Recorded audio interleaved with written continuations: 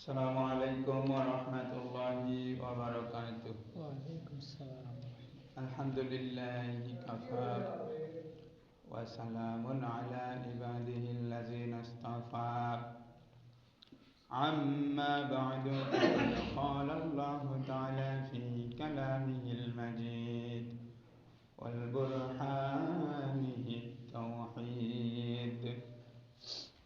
أعوذ بالله من الشيطان الرجيم. بسم الله الرحمن الرحيم. يا أيها الذين آمنوا كتب عليكم الصيام كما كتب على الذين من قبلكم لعلكم تتقون. صدق الله العظيم. عن أبي هريرة رضي الله تعالى عنه قال قال رسول الله صلى الله عليه وسلم: من صام رمضانا إيمانا واحتسابا غفر له ما تقدم من ذنبه. وعنه قال قال رسول الله صلى الله عليه وسلم: كل عبد ابن آدم يضاعف الحسنة بعشر أمثالها إلى 700 ضعف. قال الله تعالى: إلا الصيام فإنه لي وأنا أجزي به. بدأ شهوات وطعامه من أجلي. للصائم فرحتان: فرحة عند فطره وفرحة عند لقاء ربه. وللخلوف فم الصيام أطيب عند الله من ريح المسك. متفق عليه. إن الله وملائكته يصلون على النبي يا أيها الذين آمنوا صلوا عليه وسلموا تسليما. اللهم صل على محمد وعلى آل محمد كما صليت على إبراهيم وعلى آل إبراهيم إنك حميد مجيد. اللهم بارك على محمد وعلى آل محمد كما باركت على إبراهيم وعلى آل إبراهيم إنك حميد مجيد. সমস্ত প্রশংসা সেই মহান আল্লাহ রাব্বুল আলামিনের জন্য, যে আল্লাহ পাক আমাদেরকে মহাপবিত্র এই রমজান মাসের দ্বিতীয় জুমা আজকে আমাদেরকে মসজিদে এসে সুস্থ শরীরে বসার তৌফিক দিয়েছেন। সকলে বলি আলহামদুলিল্লাহ। দরুদ সালাম বিশ্ব মানবতার মুক্তির দিশারি জনাবে মুহাম্মদুর রাসূলুল্লাহ সাল্লাল্লাহু আলাইহি ওয়াসাল্লাম। আমরা এমন একটা গুরুত্বপূর্ণ পবিত্র মাস পার করেছি যে মাসে কোরআন নাজিল হয়েছে। সকলে বলি সুবহানাল্লাহ। আল্লাহ তাআলা এই মাসের পবিত্রতার ঘোষণা দিয়েই বলছেন যে শাহরু রমাদান আল্লাযী উনজিলা ফীহিল কুরআন হুদাল লিন-নাস ওয়া বাইয়িনাতিন মিনাল হুদা ওয়াল ফুরকান, যে এই রমজান মাস হলো এমন একটা মাস যে মাসে পবিত্র কোরআন নাজিল করা হয়েছে তোমাদের প্রতি। হুদাল লিন-নাস, মানুষের হেদায়েতের জন্য। মানুষ দিকহারা পথহারা হয়ে যাবে, এই পথগুলা মানুষদেরকে আল্লাহ পাকের দিকে ডাকার জন্য এই কোরআন এই রমজান মাসে তোমাদের উপরে নাজিল করা হয়েছে। আর কি করা হয়েছে? ওয়া বাইয়িনাতিন মিনাল হুদা ওয়াল ফুরকান, এবং সুস্পষ্ট দলিল, যে কিতাব পড়লে মানুষ বুঝতে পারবে যে কোনটা হক এবং কোনটা বাতিল, এই কিতাব তোমাদের প্রতি নাজিল করা হয়েছে। এবং প্রসিদ্ধ রিওয়ায়াত যে এই কোরআনুল কারীমটা পবিত্র রমজান মাসে শবে কদরে নাজিল করা হয়েছিল। বলি সুবহানাল্লাহ।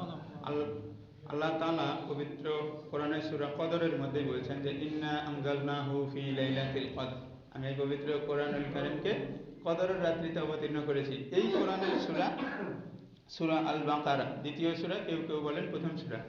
এই সূরা বাকারার 183 নম্বর আয়াতে আল্লাহ তাআলা বলছেন যে ইয়া আইয়ুহাল্লাযিনা আমানু কুতিবা আলাইকুমুস সিয়াম, তোমাদের উপরে পবিত্র রমজানের রোজা লিখে দেওয়া হলো, তোমাদের উপরে নির্ধারিত অবধারিত করে দেওয়া হলো, ফরজ করে দেওয়া হলো যে কামা কুতিবা আলাল্লাযিনা মিন ক্বাবলিকুম লাআল্লাকুম তাত্তাকুন, তোমাদের পূর্ববর্তীদের উপরেও এই পবিত্র রমজানের রোজাটা ফরজ ছিল, তেমনি ভাবে তোমাদের উপরেও এই রোজা ফরজ করে দেওয়া হলো। দ্বিতীয় হিজরিতে শাবান মাসে যখন কিবলা পরিবর্তনের ঘটনা ঘটলো, রাসূল সাল্লাল্লাহু আলাইহি ওয়াসাল্লাম প্রথমে বাইতুল মুকাদ্দাসের দিকে মুখ করে নামাজ আদায় করতেন।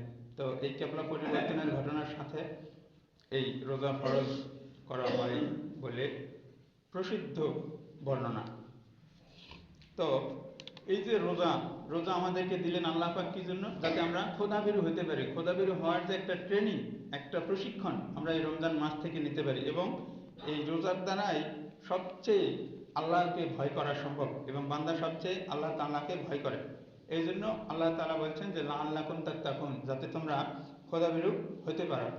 আর রোজার মাস মানুষ অশ্লীল ফাহেসা বেহায়াপনা থেকে বিরত থাকে, খাওয়া এবং স্ত্রীর কাছে যাওয়া থেকে বিরত থাকে। এই জন্য এই যে একটা ত্যাগ আল্লাহ পাকের সন্তুষ্টির জন্য, এই রোজা কি আমরা মানুষের সন্তুষ্টির জন্য থাকি না, আল্লাহ পাকের একমাত্র আল্লাহ তাআলার রেজামন্দি, আল্লাহ তাআলার খুশির জন্য আমরা এই রোজাটা পালন করি। এই জন্য আল্লাহ তাআলা এর পুরস্কারটা আমাদেরকে নিজ হাতে দিবেন। এবং এই যে খোদাভীরুতার পুরস্কার, এটা হচ্ছেন আল্লাহ তাআলা বলছেন, হযরত আবু হুরায়রা রাদিয়াল্লাহু তাআলা আনহু, জলিলুল কদর, একজন প্রসিদ্ধ সাহাবী, রাসূল সাল্লাল্লাহু আলাইহি ওয়াসাল্লাম থেকে সবচেয়ে বেশি হাদিস যে সাহাবীরা বর্ণনা করেছেন তাদের মধ্যে একজন হলেন হযরত আবু হুরায়রা রাদিয়াল্লাহু তাআলা আনহু। এই আবু হুরায়রা রাদিয়াল্লাহু তাআলা আনহু হতে বর্ণিত হাদিস, তিনি বলছেন যে রাসূলুল্লাহ সাল্লাল্লাহু আলাইহি ওয়াসাল্লাম বলেছেন যে কুল্লু আমালু ইবনে আদম ইউজাফুল হাসানাতি বিআশরি আমসালিহা, যে বনি আদম যে ইবাদতগুলো করে, এই ইবাদতের সওয়াব, এই ইবাদতের যে প্রতিদান, এইটা 10 গুণ থেকে শুরু করে 700 গুণ পর্যন্ত বাড়িয়ে দেওয়া হয়। বলি সুবহানাল্লাহ। 10 গুণ থেকে 700 গুণ পর্যন্ত বাড়িয়ে দেওয়া হয়। আর আল্লাহ তাআলা বলছেন, এই হাদিসটা হচ্ছে হাদিসে কুদসি, এই রাসূল সাল্লাল্লাহু আলাইহি ওয়াসাল্লাম বলছেন যে আল্লাহ তাআলা বলেন ইল্লা সিয়াম, রমজান মাসের এই রোজার যে ফজিলত, এই ফজিলতটা ব্যতীত অন্যান্য ইবাদতের যে নামাজ পড়বেন আপনি, আল্লাহ তাআলা সওয়াব দিবে। রোজা করে দান সদকা করবেন, সওয়াব দিবে। মিথ্যা কথা, হারাম কাজ থেকে বেঁচে থাকবেন, আল্লাহ তাআলা আপনাকে সওয়াব দিবে। এগুলো কোনো না কোনো ফেরেশতার মাধ্যমে বা কোনো একটা উপকরণের মাধ্যমে আপনাকে দেওয়া হবে। কিন্তু আল্লাহ তাআলা বলছেন যে ইল্লা সিয়াম, সিয়াম ছাড়া, রোজা, রমজান মাসে যে ব্যক্তিগুলো রোজা করবে এদের পুরস্কার এইভাবে দেওয়া হবে না, কোনো 10 গুণ বা 700 গুণ এরকম করে দেয়া হবে না। ফাইন্নাহু লি, কেননা এই রোজা হচ্ছে আমার জন্য, ওয়া আনা আজ্জি বিহি, এবং এই রমজানের যে প্রতিদান এটা আমি আল্লাহ নিজ হাতে দেব। ওয়া আনা আজ্জি বিহি, আমি নিজে দিব বান্দাকে। বাদাউ শাহাওয়াতিন ওয়া তুআমুহু মিন আজলি, যে হাদিসের মধ্যে এর পরের অংশে আল্লাহ তাআলাই বলতেছেন যে বান্দা শুধুমাত্র আমাকে খুশি করার জন্য এই যে খাওয়া দাওয়া পানাহার এবং তার যে মনের যে কামনা বাসনা, এগুলার থেকে সে বিরত থাকতেছে, এই জন্য আমি এর প্রতিদানটা নিজ হাতে দেব। লিস-সাইমি ফারহাতান, এরপরের অংশে আল্লাহ তাআলাই নিজেই বলছেন এই হাদিসের মধ্যে, রাসূলের ভাষা কিন্তু কথা হচ্ছে সরাসরি আল্লাহ তাআলার, যে লিস-সাইমি ফারহাতান, ফারহাতুন ইনদা ফিতরিহি ওয়া ফারহাতুন ইনদা লিকাই রাব্বিহি, যে রোজাদারের জন্য আনন্দ হচ্ছে দুইটা। একটা হচ্ছে যখন সে ইফতার করে তখন তার একটা আনন্দ, আর একটা হচ্ছে ওয়া ফারহাতুন ইনদা লিকাই রাব্বিহি, যখন তার রবের সাথে তার সাক্ষাৎ হবে। রবের সাথে যখন বান্দার সাক্ষাৎ হবে, এই রোজাদারদের সাক্ষাৎ হবে, তখন তার একটা আনন্দ, এই আনন্দ যে কি জিনিস এটা একমাত্র ইমানদার ব্যক্তিরা ছাড়া এবং যখন আল্লাহ পাককে দেখবে তখন ছাড়া এটা বুঝতে পারবে না। আর হাদিসের শেষাংশে বলা হচ্ছে যে রোজাদারের মুখের থেকে যে ঘ্রাণটা বের হয়, এই ঘ্রাণটা আল্লাহ পাকের সাথে মিশক আম্বর, সবচেয়ে সুগন্ধিযুক্ত বস্তু, তার চাইতেও প্রিয় বস্তু রোজাদারের এই মুখের ঘ্রাণ। সকলে বলি সুবহানাল্লাহ।